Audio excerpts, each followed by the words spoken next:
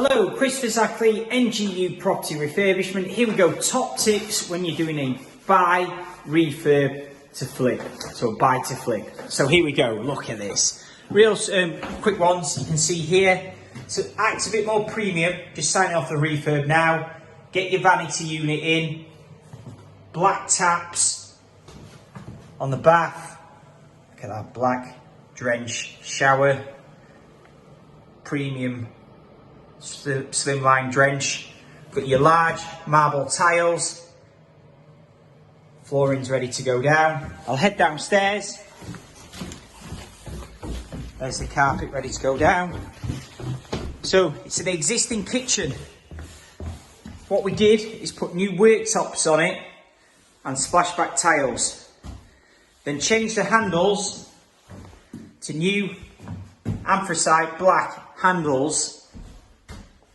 And then put your black tap on. Oh yeah, totally transformed it.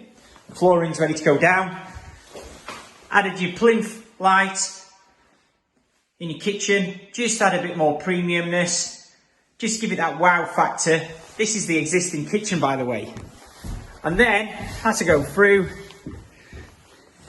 off-white grey. Get your feature colours on your walls. Dark grey. And a signature thing, which I think, let's go back up,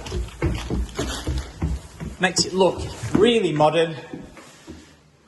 Your doors are dark grey, really just ping them out. These are the existing doors, by the way. Upgrade your handles.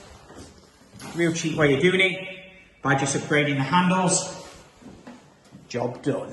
So, quick tips when you're doing a buy to flip. Black taps are in at the moment. Dark grey your doors. Upgrade anything you can. So you can see the kitchen looks like a brand new kitchen. Change handles on the tap. And we're going for the top price on this refurb. So there you go. Top tips, 𝗧𝗢𝗣𝗧𝗍𝗍 NGU property refurbishments.